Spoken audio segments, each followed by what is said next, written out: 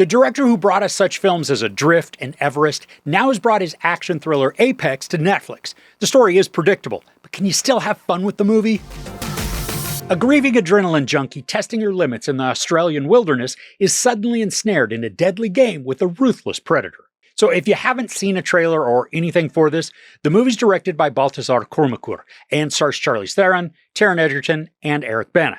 Just as I said in the intro, you're going to be about 3 minutes into this and be able to predict where the story is going to take you. Despite that, though, this uses the beautiful and mostly deadly environments to distract from the obviousness by exciting us with footage that might make you queasy or even could cause you to gasp. Charlize Theron is Sasha, this woman who loves the thrill of adventure.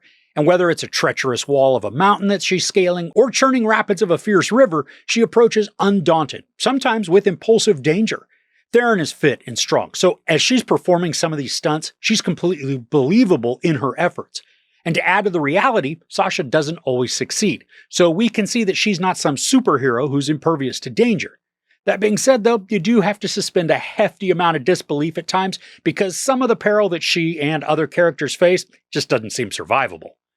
But I appreciate the extreme nature of these stunts and the experiences. The death-defying aspect didn't break me out of the story because it's consistently delivered and intensely filmed. Now, Kormakur employs a lot of aerial shots, some of which I'm sure are CGI, or a lot of them are, but they're still accomplished in a way that creates this scale and altitude. There's a sequence towards the beginning of the movie that activated some vertigo for me. The camera is facing down, but because of the coloring and the natural shading of the background, it really was difficult to get any sense of scale or orientation until the camera pans. Then we get to see the horrifying height that we're at and then the vast depth of nothingness that sits below. It's effective in creating dreadful anticipation, even though we totally know what's about to happen. But the majority of this story takes place in Australia, and while this is beautiful and isolated, the one area my brain wants to call BS on is the extreme lack of deadly animal life we see. Now sure, there are some horrifying or at least surprising beasts that the characters encounter, but from all the stories that I see online, I expected to see a ton of giant crocs gnawing through vacationers and the monstrous-sized nope spiders that seem to chase cars and devour them. I mean, Australia is famed to hold all of the world's animalistic aberrations, making it a place I absolutely want to visit and one that I'm fairly certain I'm never going to step foot in. But this is less of a Jurassic Park type of story, even though some of the footage does feel as though it was filmed for those movies, but it's a relentless pursuit through the wilderness, this fight to survive where there are literal pitfalls and dangers around every corner. And Kormakur uses the surroundings to create an unforgiving antagonist for our characters. So no matter what other challenges or threats they face, the deep ravines, blender-like rapids, perilous cliffs, and the shifting climate all work against the characters with satisfying menace. Now Theron, in addition to her physical abilities, captures the mindset of someone who's chasing that dopamine hit from adventure, but also one who's deeply troubled and full of regret or sadness. Now for a good chunk of this story, she just doesn't speak, or if she does, it's brief and mumbled sentences. Now this does make sense in the context of where she's speaking and to whom, but just saying it without any sort of background kind of makes it seem like she's a few carabiners short of a set. Now to complement Theron in this thriller, Taron Egerton also stars, and he's Ben. He's an outdoorsy guy who comes across as helpful and concerned.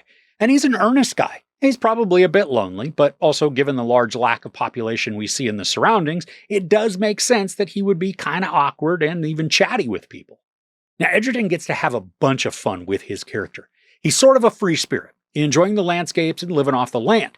But what also makes his character so indelible is his eyes.